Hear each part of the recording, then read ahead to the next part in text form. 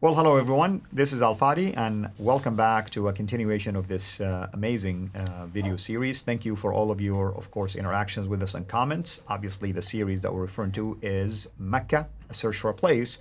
And so far, we laid out enough information to show that the historical narrative about Mecca cannot be true if we rely on the standard Islamic narrative. Today, we're going to start a series of videos to debunk many of these narratives, including with the historical one. With that in mind, of course, we turn our attention to our dear brother, Dr. J. Dr. J, welcome back.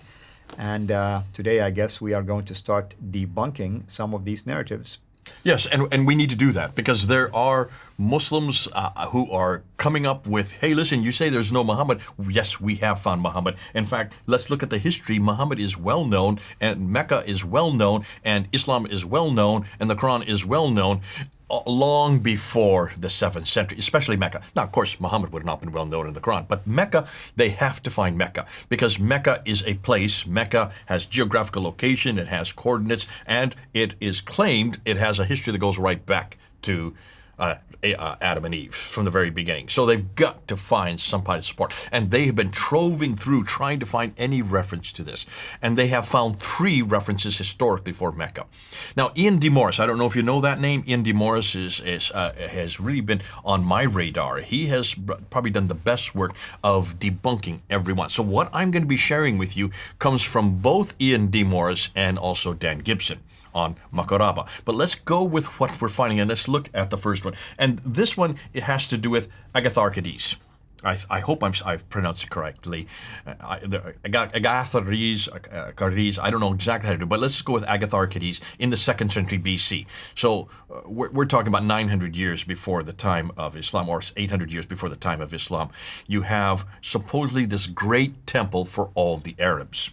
And what Muslims are saying is this: that back in the 2nd century BC, Agatharchides was a historian. He referred to this temple for all Arabs. I've blackened it in there. I made it bold there so you can see that that's the phrase they're looking at.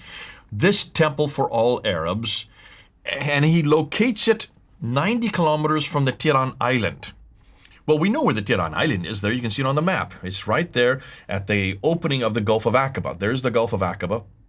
And the Tiran Island is well known. It's always been there. There's lots of historical support for it. Remember we talked about earlier in another episode about all the ports along the western coast. Well, when they got up to at the top of the Egyptian coast, they went across to the Tiran Islands, and that's how they found their way into Aqaba to get all the way up to what is Eilat today before they went on up to Petra. That's how they get to their trade up through Petra. So the Tiran Island is well documented.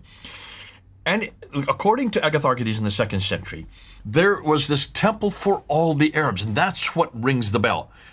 Temple must be the Masjid al-Haram, or the Kaaba, because early name was temple, now we call it the Kaaba today in Arabic. That's what it's referring to. Well, that's okay until you look at a map, and that's why we're going to look at the map again.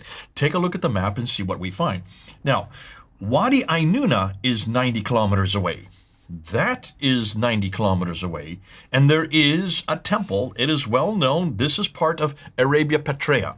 This is the Roman era. This is the Roman part. What is today Arabia Petraea? This is where, remember we talked about this Noam project. The Noam project that Mohammed bin Salman is putting together. This is the area that he's actually using. We know that the Tiran Island going right up to Tabuk will be that line that'll be 110 miles long. Well, so we're in the same area. Well, this has an enormous amount of history. And the history is very clear that there is a temple in Wadi Ainuna up in the wadi. It comes up the wadi. Wadi means like a gully or place where water runs down. And it's up on the top of that wadi is this temple. And it was there in the 2nd century BC. Now, here's a problem. What about Petra? I mean, could we shift this line to get it towards Petra, or this is part of the Petraean, region? Basically? Arabia Petraea is the name of the whole area. We're going to get to that. Just let's stop because we're going to answer that question when we get a little further on. But where is Wadi Ainuna in relation to Mecca? Well, to do that, we need to look at this map here. And there is Wadi Ainuna. There is Mecca. How many kilometers do you see? 962 kilometers further south is Mecca. So what Agatharchides was referring to had nothing to do with Mecca.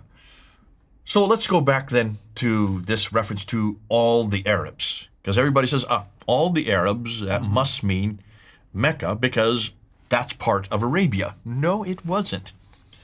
Take a look at this map here. This map is from 125 AD. So now we're in the 2nd century AD, not in BC. And Arabia Petraea is right here. It is this red rectangle that you see right here. That is as far as civilization went. For the Romans, which is their map here, that was a civilized world. Arabia Petraea was just this part of it. You notice everything else is white. That was all barbaric. That was uncivilized. Anything further east and anything further south, except for Petra. Petra's right there. See, Petra is right there in Arabia. That's why it's named Arabia Petraea, because of Petra, answering your question. So where is Wadi Ainuna? Wadi Ainuna is right there. It's within Petra. Arabia Petraea. That makes sense. Wadi Ainur is not Mecca, however. It is nothing more than what was Arabia at that time. Let's go to the next one. I want to do the next one along with this, and this is Pliny's reference in 79 AD to Damanogeris. Damanogeris, according to Muslims, is another reference to Mecca. Now, it's just a name, nothing more. But now you're getting these from Robert Hoyland's work. No, this is not from Robert Hoyland. These are from Muslims. Okay. Robert Hoyland doesn't say anything about this. Okay. I just want to clarify the source. Yeah, that's all. These are Muslims who are making this claim, and Ian de Morris, who's debunking every one of them. Got it. Pliny the Elder, his date's 79 AD, so the 1st century AD. He talks. He's quoting a Mauritanian scholar who's named Juba II. Living in Rome. So he's up in Rome and he's quoting him, and he talks about the Arabian Peninsula. And he mentions that one of the places in his description was a reference to Damanogeris Regio. Damanogeris Regio is an important place. He doesn't say much more than that. In 1970, Herman von Wissmann, a geographer, proposed that this was the territory belonging to the Qurayshi as well as Mecca and its environs. And as a result, the Muslims grabbed on this and they start putting it up all over the world. And now it's on the internet, now that the internet has been invented. And everybody is saying this is another proof for what we now know today as Mecca, or what was always known as Mecca. Here's the problem, and Ian de Morris puts this out. Read what Juba II says. Just look at those arrows. That is what Juba II is talking about. He talks about the Kharaks.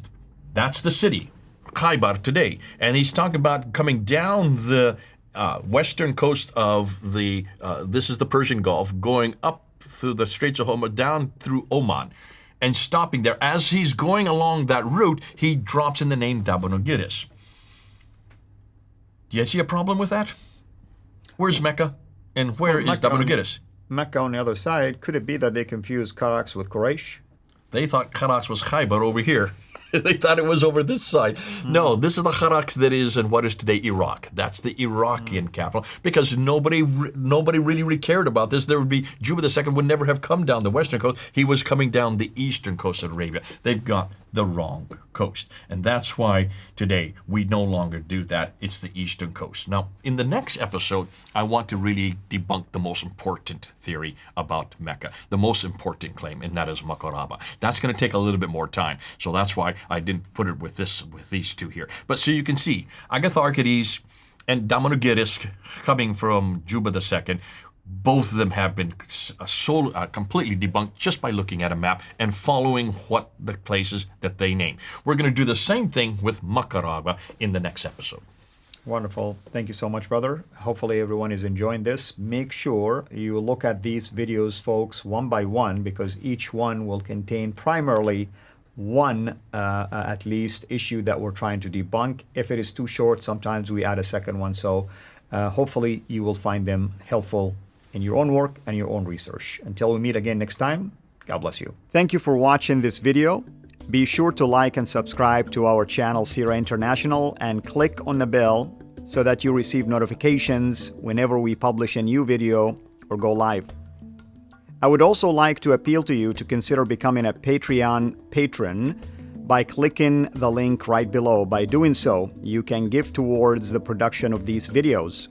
There are also other options for you where you can give to our channel. I thank you from the bottom of my heart.